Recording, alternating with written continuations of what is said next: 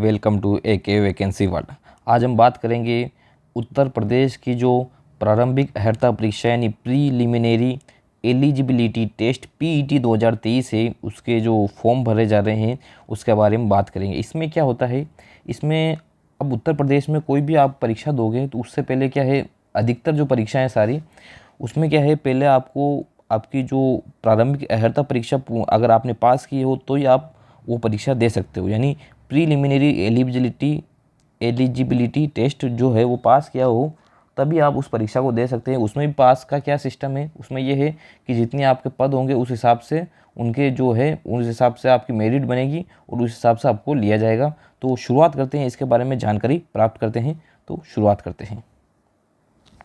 अब देखिए क्या क्या बातें हैं, तो हम बात करते हैं शुरू से। ये किसकी है, तो ये बात कर लेते हैं। ये है उत्तर प्रदेश अधीनस्थ सेवा चयन लखनऊ की है, उत्तर प्रदेश की। मैं जहाँ जहाँ ये ऑरेंज क्लिक करता हूँ, जहाँ जहाँ ऑरेंज या रेड क्लिक दिख रहा हो आपको, वहाँ वहाँ आपको ध्यान देना है। प्रारंभिक अर्हता परीक्षा प्रीलिमिनरी एलिजिबिलिटी टेस्ट PET 2023। अब ये कब है, इसके जो फार्म भरने आ रहे हैं, विज्ञापन का जो प्रकाशन हुआ है वो 1 अगस्त 2023 को हुआ है। और दूसरा, ऑनलाइन आवेदन शुल्क जमा कराने की प्रारंभिक तिथि यानी 1 अगस्त को इसके ऑनलाइन आवेदन शुरू हो गए हैं।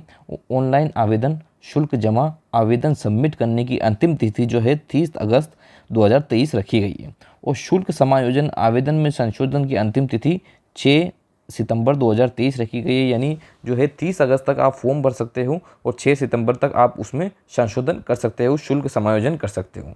तो मुख्य रूप से ये बातें हैं, तो आपको याद रखना है। तो आपको ये समझ लीजिए कि 30 तारीख लिखा हुआ है, 30 अगस्त आपके लिखा हुआ है, तो आप 20 अगस्त से पहले इसमें फॉर्म भर दें, क्योंकि बाद में कभी कभी सर्वर डाउन होता है, कभी लेट हो जाते हैं तो जल्दी में गलती कर देते हैं। बहुत बार क्या कि लेट आप फॉर्म भरते हैं तो ज़्यादा ई मित्र साइबर कैफ़े पे जो है भीड़ ज़्यादा पड़ती है, तो आप पहले ही भरा दे दो, ज़्यादा सही होगा। और आप ये ध्यान रखें, आपके 40, 50, 100 रुपये लगेंगे। जो ई मित्र या साइबर कैफ़े या कंप्यूटर चालक जो फॉर्म भरते हैं उनसे भरवाइए, क्योंकि आप 150 रुपये के चक्कर में आप अपना फॉर्म गलत ना भर दें और आप इस परीक्षा से वंचित ना हो जाए। इसलिए मैं आपको ये राय देता हूँ, क्योंकि 150 रुपये हम ऐसे वैसे हमारे खर्च हो जाते हैं, तो आप इसमें उसको यूज लें। तो शुरुआत आगे अब देखते हैं और क्या क्या बातें हैं।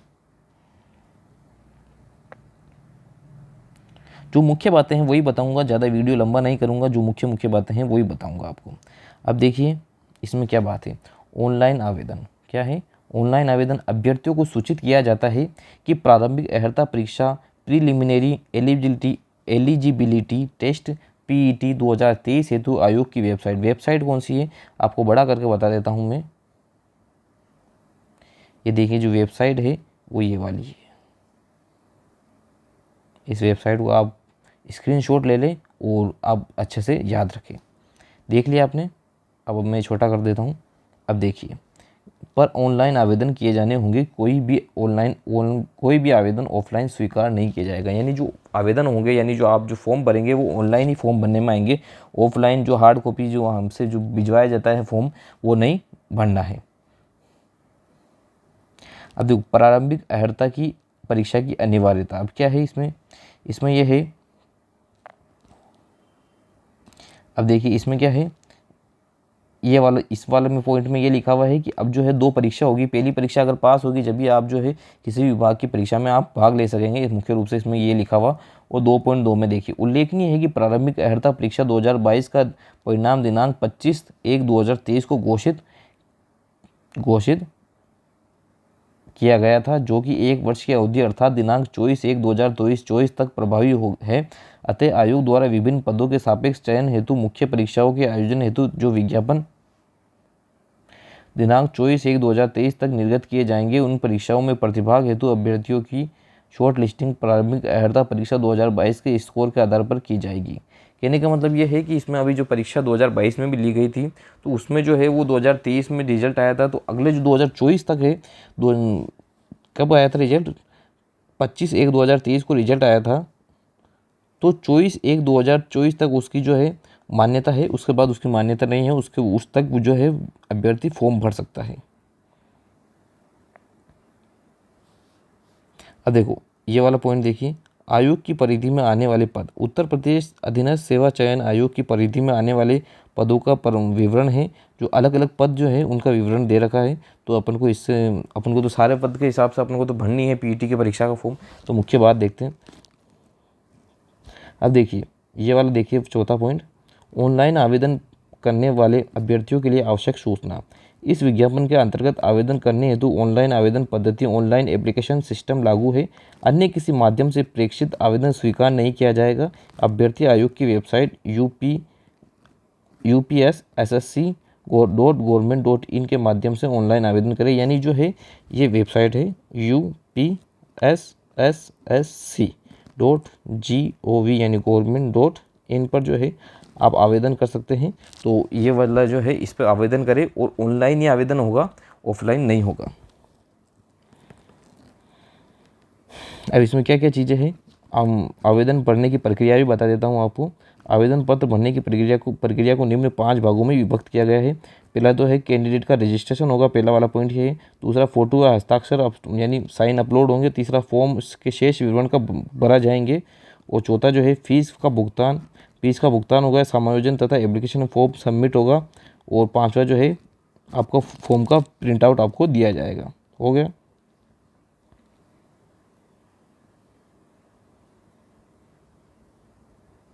अब देखते हैं, ये मुख्य बात तो ये तो हो गई है।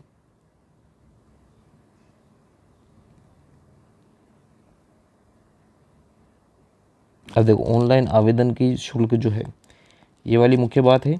ऑनलाइन आवेदन का शुल्क यानी सामान्य के लिए जो आवेदन शुल्क है वो 160 रुपये है। और ई-मित्र वाला जो फॉर्म भरने वाला है 160 ये है। और ऑनलाइन प्रक्रिया शुल्क 25 है। यानी कुल मिला के 185 रुपये तो आपके ऑनलाइन पैसे कटेंगे। कितने? 185 यानी 185 रुपीज़ जो आपके कटेंगे सामान्य अनारक्षित वर्ग के लिए। और अन्य पिछड़ा वर्ग के लिए भी 185 यानी 185 कटेंगे। अनुसूचित जाति यानी एससी वर्ग के लिए 95 रुपीज़ कटेंगे यानी 95 रुपये कटेंगे। और अनुसूचित जनजाति यानी एसटी के लिए जो है उनके लिए भी 95 रुपये कटेंगे यानी 95 कटेंगे। और दिव्यांग जन हेतु केवल 25 रुपये कटेंगे। कितने? 25 रुपीज़ कटेंगे।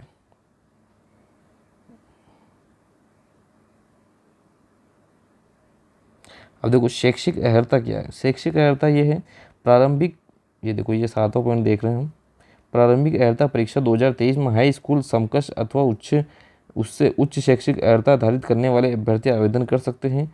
अतः ऐसे अभ्यर्थी जिनके द्वारा आवेदन पत्र सबमिट करने की अंतिम तिथि से पूर्व हाई स्कूल समकक्ष अथवा उससे उच्च शैक्षिक अर्हता धारित कर ली गई है, वे प्रारंभिक अर्हता परीक्षा 2023 हेतु आवेदन कर सकते हैं। कहने का मतलब जो है जिसने 12th पास की हुई है या और ऊपर जो है उसने पढ़ाई करेगी तो वो फॉर्म इसमें भर सकता है। उसके पर ये ध्यान रखना है कि जब तक फॉर्म भर रहे हैं उससे पहले उस वक्त तक आपका रिजल्ट आ जाना चाहिए।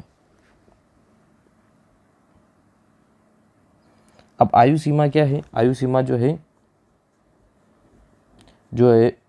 ये देखो ये वाला पॉइंट देखिए। और आयु सीमा उत्तर प्रदेश अधीनस्थ सेवा चयन आयोग में विभिन्न विभागों से भिन्न भिन्न प्रकार के पदों का अधियाचन उपलब्ध कराया जाता है, जिसमें न्यूनतम आयु भिन्न भिन्न 18 या 21 वर्ष होती है। यानी अलग अलग जो है वर्ष की पूछी गई है। तो यानी क्या होता है इसमें कि अलग अलग विभाग में अलग अलग उसमें आयु पूछी जाती है।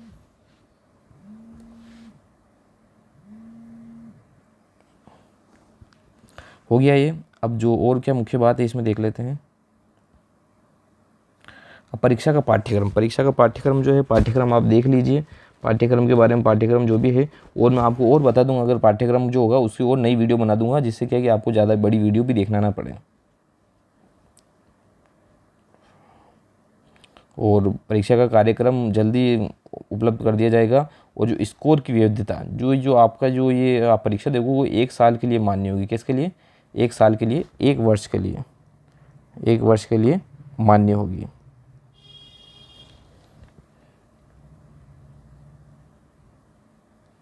ये मुख्य बातें तो हो गई है। और कोई मुख्य बातें है तो आपको मैं बता देता हूँ। अब ये देखिए, ये जो है इसका जो है पूरा सिलेबस है।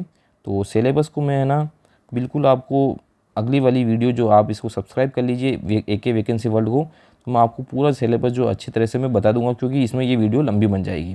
तो इसी के साथ आपसे विदा लेता हूँ। अगर आपने हमारे चैनल को सब्सक्राइब नहीं किया है तो सब्सक्राइब कर लीजिए और बेल आइकन को प्रेस कर लीजिए। हमारे चैनल का नाम क्या है? चैनल का नाम मैं आपको बता देता हूँ, AK वैकेंसी वर्ल्ड। इसमें सब्सक्राइबर कम है ये ना देखिए क्योंकि इसकी शुरुआत है, ये देखिए कि आपको सही व सटीक जानकारी मिलेगी।